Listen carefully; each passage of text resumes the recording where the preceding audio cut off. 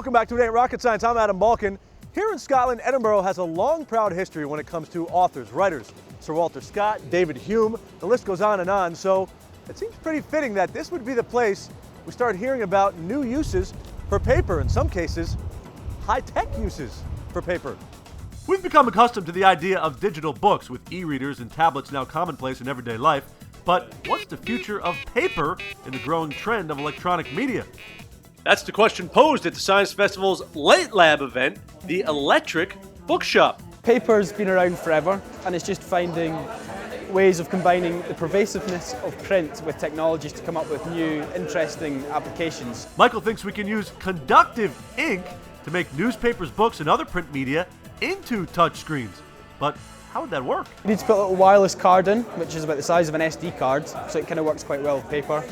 And a little computer chip, which can be really small, smaller than the SD card, and some touch points.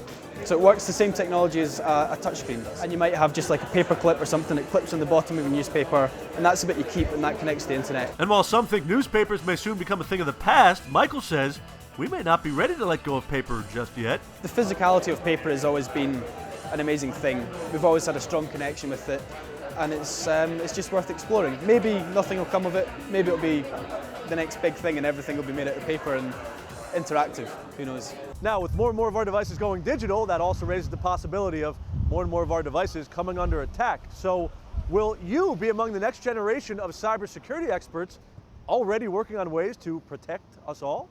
Well, Adam, I'm here at Polytechnic Institute of New York University, where students are breaking into computers, software, and other electronic devices in order to keep the hackers out.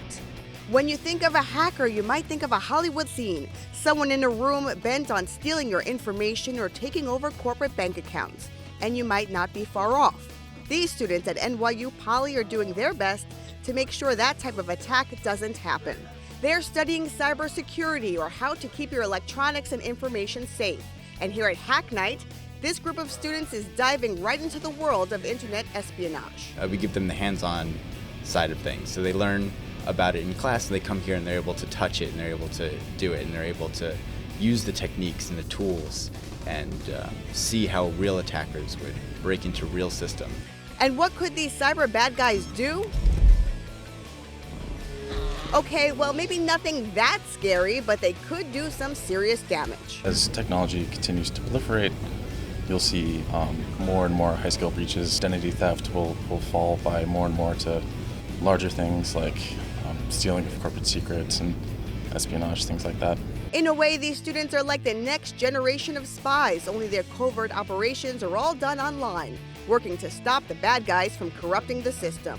So what inspires a future cybersecurity specialist to pursue this as a career?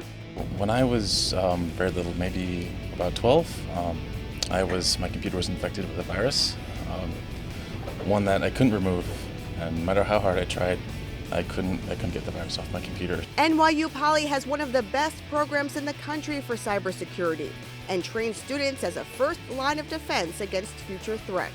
Professor Justin Kapos compares the future of internet security to an arms race. There's people who are good at exploiting certain things, turning a system and making it do things that it wasn't intended to do in a malicious way. And there are people who are good at building defensive technologies. And right now it isn't clear kind of who's going to win and what the impact is going to be long term. But one thing's for sure, NYU Poly and the students here are doing their best to keep the good guys on the winning side. For It Ain't Rocket Science, I'm Janine Ramirez. Now here at the festival, we've shown you a lot of interactive exhibits, but there's actually a project that turns this entire city into one giant interactive exhibit. Walter Scott, David Hume, Peter Higgs, the streets of Edinburgh are littered with landmarks and memorials dedicated to the movers and shakers of Scotland's past.